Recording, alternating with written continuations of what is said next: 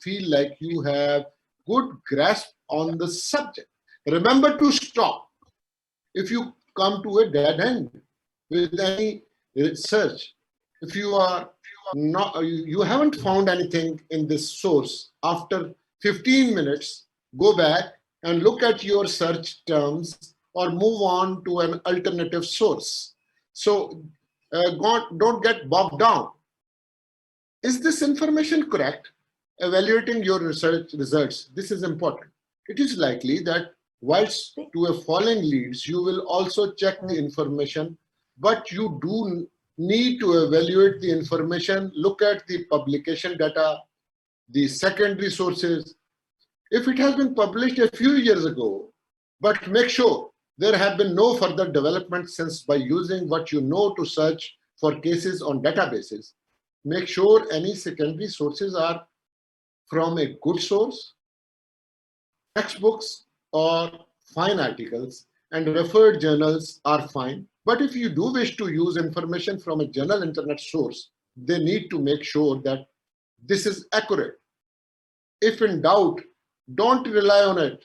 All the cases you found, still good law, look at the analysis document on library and LexisNexis like engines to make sure they have not been overruled or there hasn't been further development from subsequent cases that go against your point of view, because judges do revisit and they have a new point of view. So you have to look for the latest cases, and you can find, in case of Pakistan, on Pakistan law site, what is the latest case law on the subject. Which card to the cases in, we will look at choosing your authorities later, but think about the way they will carry. Make sure you using the most up-to-date piece of legislation. Check online for the amended version of the legislation and do not just rely on the statute book, because invariably in many statute books, they are not updated and the legislation changes, amendments do take place, and same is true for case law. What to do with your research now? You now have a grasp of the legal background. Now what to do next? Revisit your problem. You need to apply the law to the facts in your case. You have to apply the law to your case. Think about what you are going to argue and then choose your legal authorities to back up each point of your argument. This is going to form the basis of your skeleton of arguments. Now, skeleton of argument is something very important. It's like 1-pager, 2-pager, but this gives you the whole gist of the case. Your case, opponent's case, the issues involved, the law referred to, the facts support your case, the law supporting your case, and the case law supporting your case. So this should be a 2-pager, and you have to be very sure that you make a good skeleton of arguments, which is to be presented to the judges also, and you amplify on that. So skeleton of arguments, it follows the fact sheet. You will have already evaluated the list of cases you have, but look again at what you are arguing and whether the case or piece of legislation is on point or really enhances your argument. Will you only be able to list him? Rely on small number of authorities to make sure we pick the right ones equally. Do not feel you have to find a set number of cases if your argument can be spotted by fewer cases, then don't waste time. Turn to cram it and others that don't relate to the problem. So you just don't pile up a lot of cases. Look again what you caught the cases are in, and remember the doctrine of precedent. When you are trying to work out which cases to use to support your argument, quite often in textbooks, you will come across cases from different jurisdictions that are used to illustrate your legal point. You see, these have persuasive value. Any judgments given before 1947 in Indian courts have a binding effect on Pakistani courts. Same is true. Judgments from Bangladesh jurisdiction until 1971. And after that, only those judgments are binding which are from Pakistani courts. But what if, on a point of law, you don't have a case law supporting your contentions? You can always go for judgments from other jurisdictions which have persuasive value, and this is how law is developed. Remember that only cases from Pakistan jurisdiction are applicable, and Supreme Court judgment is binding on all other courts. Similarly, a larger bench judgment is binding on a smaller uh, bench judgment. And these are the cases you should be using, and these are relevant. But you must acknowledge it as such, and a Bible, what the judge says about it, that from another jurisdiction, there is a case law which can be taken help of. What if the cases you find are all against you? Sometimes you find cases which are all against you. If you cannot find any cases that support your argument, it is worth going back and looking at your research plan. Are there any alternatives that you have missed? Try different sources such as alternative textbooks. Try and looking for analogies and other areas of law. Ask other students or your tutor or librarian if you are having real difficulties. Quite often, you find cases on your moot point, but they seem to be against you. What you are wanting to argue, if this happens, look to distinguish all cases. Go back to the case, analysis, document on vessel, and see if any other cases of distinguish the cases against you. If so, on what point? Have a look at your facts and read the judgment to the cases again.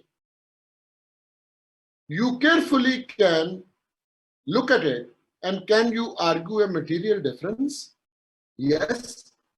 If you can bring in a distinction, you can distinguish a law which goes against you. You can always persuade the judge that there is a different point involved in this particular case, and such judgment is not applicable to my facts of the case. This is how law develops. Look at the rules of your competition. That is very important. In which moot competition you are taking part, they always have rules. So look at the rules of the competition, and for the further guide and slides at the end to determine the format of the document you need to prepare. Go over what you are going to argue with your partner. It is important that you do not contradict each other, because you are supporting each other and you are to act as a team. Prepare your skeleton of argument and list of authorities. You need to prepare a skeleton of arguments which outlines your submissions, as well as a list of any legislation in cases you are going to rely upon. There are usually rules about the number of authorities and the type of authorities you can use, and so do check with the organizers of that particular moot. You need to make these documents available as set number of days before the moot. Both the judges and your opponent will be able to see these.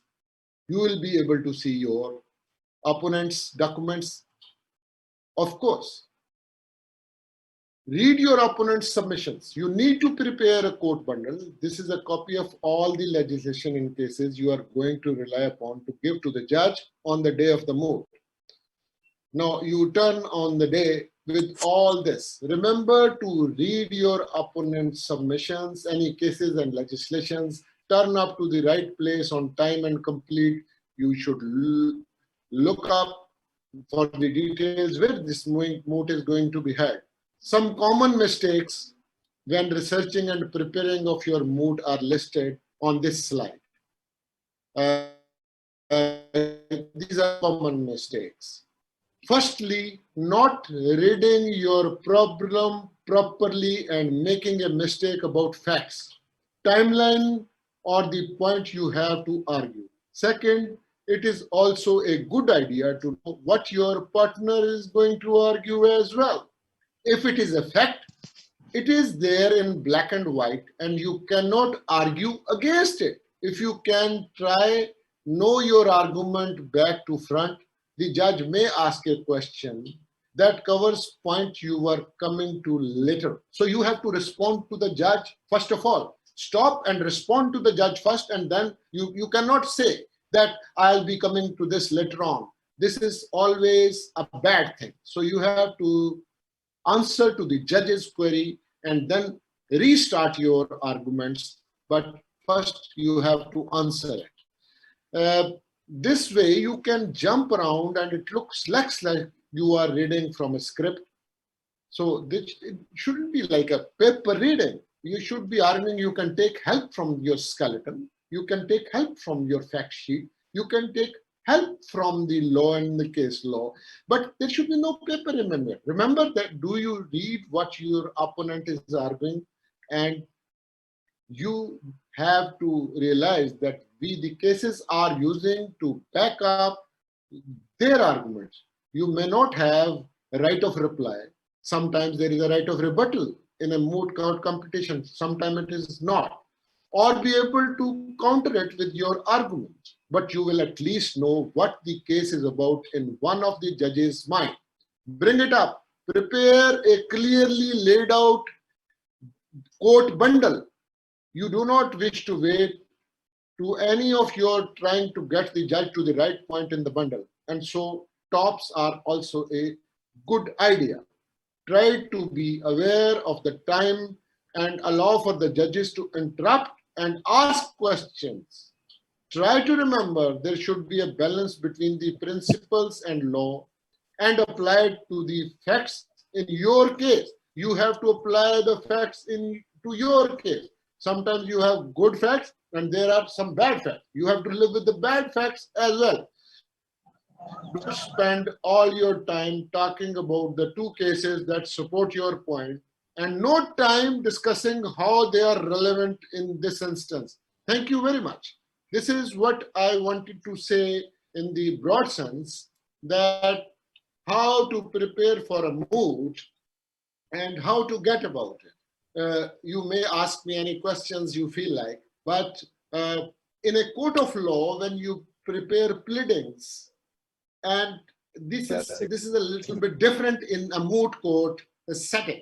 In a moot court setting, there is a problem, and that problem is usually drafted in a way that both the parties have like equal chance. Now, it is your chance to prepare it on behalf of either of the parties, but it is always good to look at your opponent's case as well and prepare it from that point of view also, though you will not be submitting your bundle of documents to the court, the opponent's case, but you have to submit a fact sheet, you have to submit a skeleton of arguments, you have to submit law and the case law, and there should be as many copies as judges are there.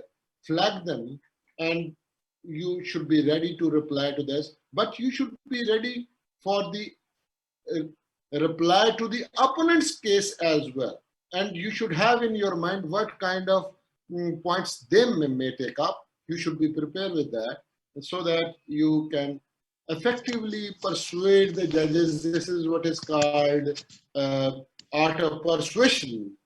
So I understand two of my colleagues, they will be following up in this workshop later on, but I gave you overall view and different steps of the moot court competition, and specifically with regard to how to prepare good documents and a bundle for the courts, because this is the thing on which your whole case will be based. You ought to do some research, you ought to do your homework, you ought to prepare good documents to be presented to the court, and then you have to be very sure about your case, what your case is all about, and then it is followed up in in a court drama, which is played in a court of law before the judges, standing at the rostrum, but how well you have prepared your case, it matters. And I sum it up with 3 words: know thy judge,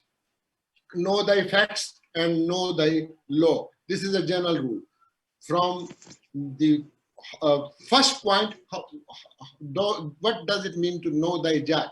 You have to understand that this particular judge, has he understood your case or not, what he is asking, what kind of arguments does he like, and where to stop, and how to reply to the judge. Have you made him understand? This is know thy judge. Know thy facts.